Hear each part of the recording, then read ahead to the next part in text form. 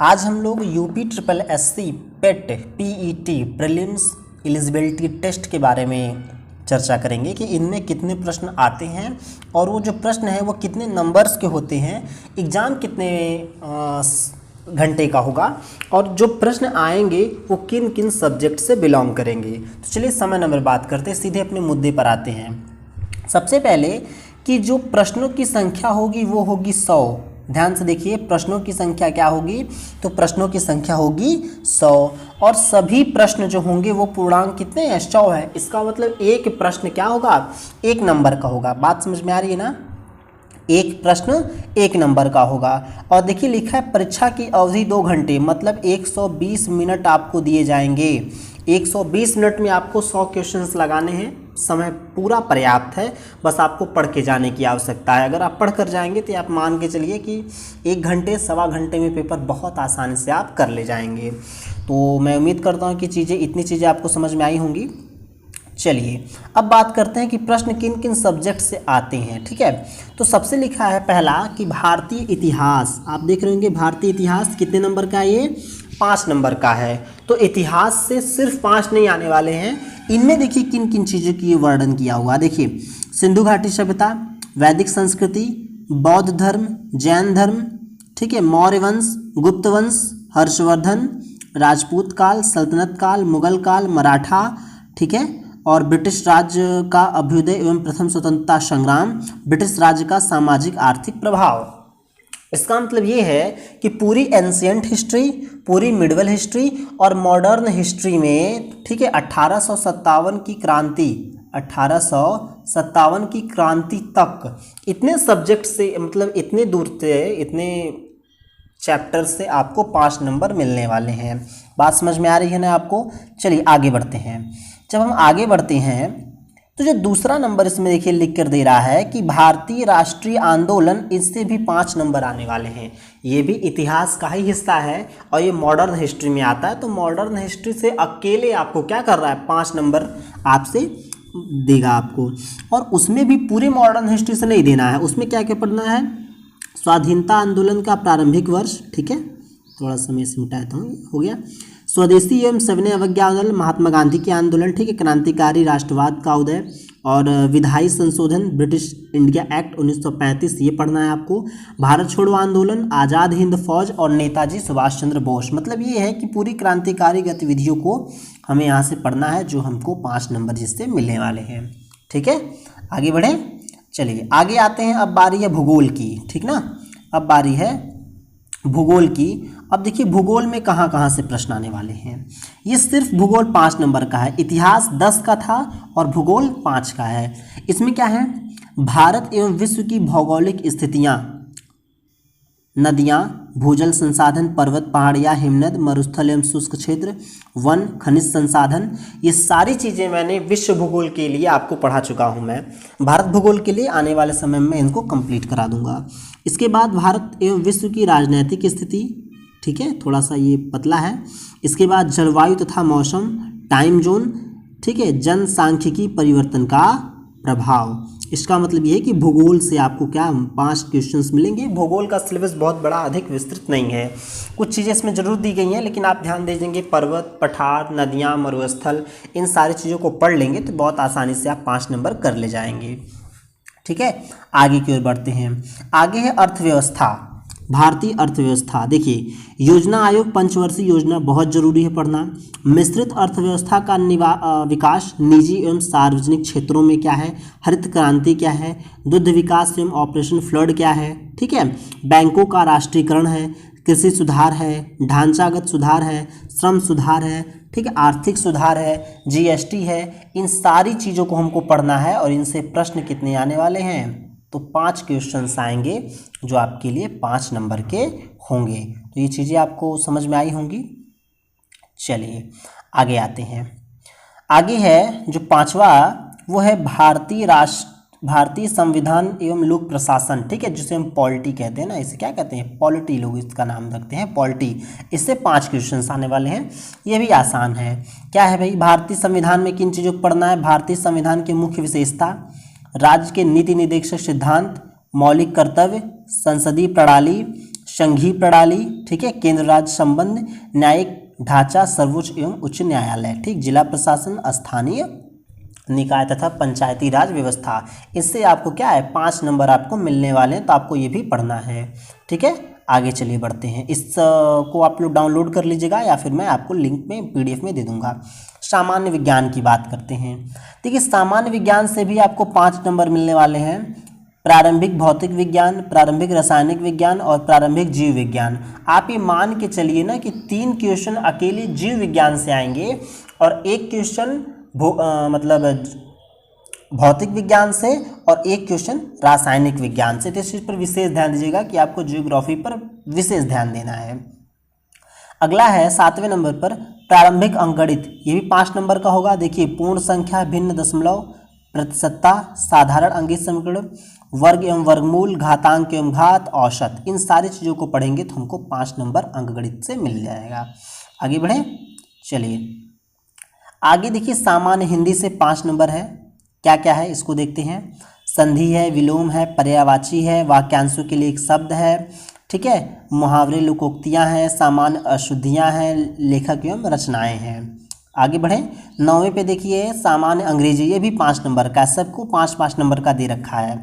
इसमें कौन सी चीज़ें हैं देखिए, इसमें है अंग्रेजी व्याकरण, ठीक है, उसके बाद अपठित गद्यांश एवं आधारित प्रश्न। ये अंग्रेजी व्याकरण देने का मतलब ये है कि पूरा पार्ट ऑफ स्पीच, पूरा आर्टिकल आपको पढ़ना पड़ेगा, टेंस आपको पढ़ना पड़ेगा, नरेशन आपको पढ़ना पड़ेगा, ठीक है। ये सारी चीज़ें मेरे चैनल्स पे धीरे धीरे आने वाले समय में सब आएंगी, बस आपको मेरे चैनल्स पर बने रहना है। आगे देखिए, आगे है तर्क एवं तर्क शक्ति से रीजनिंग, ठीक है, लॉजिकल एंड रीजनिंग। रीजनिंग में क्या पढ़ना है, वृहत एवं लघु, क्रम एवं रैंकिंग, संबंध, समूह को अलग करना, कैलेंडर, घड़ी, कारण एवं प्रभाव, कोडिंग डिकोडिंग, ठीक है, तर्क, कथन, विश्लेषण, निर्णय। इसमें से लगभग 80% चीज़ें मेरे चैनल पर अभी ही उपलब्ध हैं। मैं पहले ही 80% चीज़ों को पढ़ा चुका हूँ। इक्का दुक्की चीज़ें जो बची हुई हैं, जैसे मैं बात करूँ ये कथन, विश्लेषण, निर्णय अभी मैंने नहीं पढ़ाया है, और लगभग अच्छा कारण और प्रभाव, ये 2 चीज़ें अब तक मैं नहीं पढ़ाया हूँ। इसको भी मैं पढ़ाकर पूरे रीजनिंग को कंप्लीट कर दूंगा। तो रीजनिंग आप मेरे यहाँ से पढ़ सकते हैं, आप कहीं भी रीजनिंग पढ़ें उससे कोई अर्थ नहीं पड़ता। हाँ, लेकिन एक बार आप मेरे यहाँ से ज़रूर पढ़ के देखें, बाकियों की तुलना में मैंने चीज़ों को बहुत अच्छे से कंसेप्ट को क्लियर किया है। दूसरी बात मैं आपको बता दूँ कि कितने प्रकार के प्रश्न एक चैप्टर से बन सकते हैं, इन सारी चीज़ों की चर्चा मैंने अपने चैप्टर में की है, जहाँ पे अपने वीडियोस में मैंने आपको पढ़ाया है, ठीक है, आप वहाँ पे देख सकते हैं। चलिए आगे आते हैं। आगे है 11वें में समसामयिकी, करंट अफेयर, भारतीय एवं वैश्विक। करंट अफेयर से 10 क्वेश्चन आने वाले हैं। करंट पर बहुत जोर देना है, हालांकि आने वाले समय में जो UPSSC PET के बाद जो एग्ज़ाम होंगे उसमें भी करंट का बहुत प्रभाव पड़ेगा, तो आपको करंट पर विशेष ध्यान देना है। हर एग्ज़ाम में करंट बहुत अच्छे से पूछा जा रहा है, ठीक है। अगला है सामान्य जागरूकता, जिसे एक प्रकार का GS आप माने, GK आप मान सकते हैं। भारत के पड़ोसी देश, मुद्रा, ठीक है, केंद्र शासित प्रदेश की बात कर रहा है, परिषदों की बात कर रहा है, राष्ट्रीय एवं अंतर्राष्ट्रीय दिवस बात कर रहा है, विश्व संगठन एवं उनके मुख्यालय की बात कर रहा है, भारतीय पर्यटन स्थल हैं, भारतीय कला संस्कृति है, भारतीय विश्व के खेल हैं, भारतीय अनुसंधान संगठन है, प्रसिद्ध पुस्तकें एवं लेखक हैं, पुरस्कार एवं विजेता है, और जलवायु परिवर्तन एवं पर्यावरण है। इनसे आपको 10 नंबर मिलने वाले हैं। इनसे आपको क्या है 10 नंबर आपको इससे मिलने वाले हैं, ठीक है। तो ये 10 नंबर आपको यहाँ से मिलेंगे। आगे की हम बात करते हैं 13वें की। 13वां है अपठित हिंदी गद्यांश का विवेचन एवं विश्लेषण, ठीक है। तो इसमें क्या है, जैसे इंग्लिश में अनसीन पैसेज आएगा, वैसे ही हिंदी में भी अपठित गद्यांश आएगा। ये आपको 10 नंबर इसमें मिलने वाला है, और इसमें आपको मतलब पूरे को पढ़ना होगा और उसके बाद उनसे प्रश्न पूछे जाएंगे, उन प्रश्नों का उत्तर आपको देना होगा। 13वें के बाद 14 की बात करते हैं, ग्राफ की व्याख्या एवं, देखिए ये क्या डाटा इंटरप्रिटेशन की बात कर रहा है, ये 10 नंबर के आएंगे, और ये 2 मतलब टोटल आप कहें तो ये 20 नंबर के आपको डाटा इंटरप्रिटेशन मिलने वाली हैं, तो ठीक है। तो ये 20 नंबर का आपको मिलेगा। चलिए आगे बढ़ें। इनको कैसे करना है मैं बताऊंगा, कहाँ से प्रश्न इसमें आएंगे इसको मैं पढ़ा दूंगा आपको। चलिए आगे थोड़ा सा बढ़ते हैं और थोड़ी सी इनकी चीज़ों को समझ लेते हैं, इसमें क्या क्या बातें इन्होंने आयोग ने कहा है। इसको देखें तो सबसे नीचे देखिए क्या है कि प्रत्येक गलत उत्तर के लिए 1/4 अंक की कटौती कर दी जाएगी। मतलब 1/4 की माइनस मार्किंग है। बात समझ में आ रही है? अगर आपने 4 क्वेश्चंस गलत किए हैं तो आपका एक सही क्वेश्चन भी काट दिया जाएगा। समझ रहे हैं ना?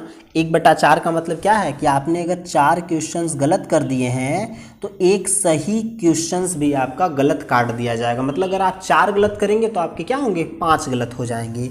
बात समझ में आ रही है आपको? चलिए आगे की ओर बढ़ें। अगला है, ध्यान से देखिए क्या कह रहा है।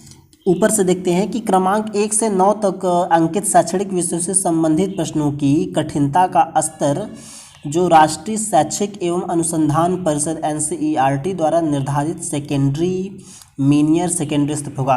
मतलब आप ये मान के चले कि हाई स्कूल लेवल की चीज़ें आपसे पूछी जाएंगी। ठीक है, हाई स्कूल लेवल की चीज़ें आपसे पूछी जाएंगी और हाई स्कूल स्तर में मतलब NCERT अगर आप कक्षा 6 से लेकर 10 तक पढ़ लेते हैं तो ये सारी चीज़ें आपको वहाँ से मिल जाएंगी। ये भी एक अच्छा तरीका है, ये भी पेट निकालने का कि सिर्फ आप NCERT पढ़ लेंगे तो आप मिल जाएंगे। उसके बाद सिर्फ आप करंट पढ़ लीजिए, बहुत आसान से आप पा जाएंगे नंबर। चलिए आगे दूसरे में देखिए क्या कह रहा है कि परीक्षा का प्रकार वस्तुनिष्ठ होगा, प्रकृति उसकी वस्तुनिष्ठ होगी और प्रश्न पत्र बहुविकल्पीय होंगे। मतलब ये है कि बहुविकल्पी प्रश्न होंगे और क्या बहुविकल्पी प्रश्न होंगे, 100 नंबर के प्रश्न होंगे और उस पे के लिए 100 क्वेश्चंस होंगे। 1 नंबर के लिए 1 क्वेश्चन आपको दिया जाएगा। तो मैं उम्मीद करता हूँ कि यहाँ से मैंने पूरे सिलेबस पर चर्चा की है और जो जो चीज़ें महत्वपूर्ण हैं उस पर भी मैंने आपको यहाँ पर चर्चा करके आपको समझा दिया है। तो आप चैनल के साथ बने रहें। इसकी तैयारी कैसे करनी है, ठीक है, सिलेबस आपने आज देख लिया, इसकी तैयारी कैसे करनी है इसकी बात भी मैं आपको इसके एक वीडियो में लाऊंगा कि कहाँ से कौन सी चीज़ें आपको पढ़कर आसानी से तैयार करना है। तो मैं उम्मीद करता हूँ चीज़ें आपको समझ में आई होगी। एक छोटी सी बात और कि कुछ सूत्रों से ये पता चला है कि जो यूपी पेट है ना, इसका एग्ज़ाम देने के बाद ये 1 साल तक ही मान्य होगा। ये थोड़ी सी मेरे लिए थोड़ा सा मतलब ऐसी चीज़ है कि इसका टाइमलाइन बड़ा कम रखा गया। 1 साल थोड़ा सा मेरे हिसाब से कम है, इसे कम से कम 3 साल का टाइम देना चाहिए था। 3 साल का टाइम देने से फ़ायदा क्या है ना कि UPSSC एक तो हर साल वैकेंसीज़ लाता नहीं है, हर साल वैकेंसीज प्रॉपर आती नहीं है, आती भी है तो सभी लोग उसमें एलिजिबल नहीं होते हैं, कोई ना कोई उसमें आप कहें तो टेक्निकल जॉब्स के लिए आती हैं। तो इसलिए ये 3 साल तो मेरे हिसाब से कम इन्हें देना ही चाहिए था कि बच्चों को एक बार पास करने के बाद फिर वो अपने मेन टारगेट पर लग जाएं। लेकिन उन्होंने 1 साल रखा है। हो सकता है कि ये इन्फॉर्मेशन कुछ दिन बाद इसे बढ़ा भी दिया जाए, 1 साल को हटाकर 3 साल भी कर दिया जाए या 5 साल भी किया जा सकता है, वो आयोग पर डिपेंड करता है। आप मेरे साथ बने रहिए, तैयारी कैसे करनी है ये मैं आपको समय समय पर बताते रहूँगा। तो मैं उम्मीद करता हूँ कि आपको ये चीज़ें समझ में आई होंगी। मिलते हैं किसी और वीडियो में, तब तक के लिए धन्यवाद।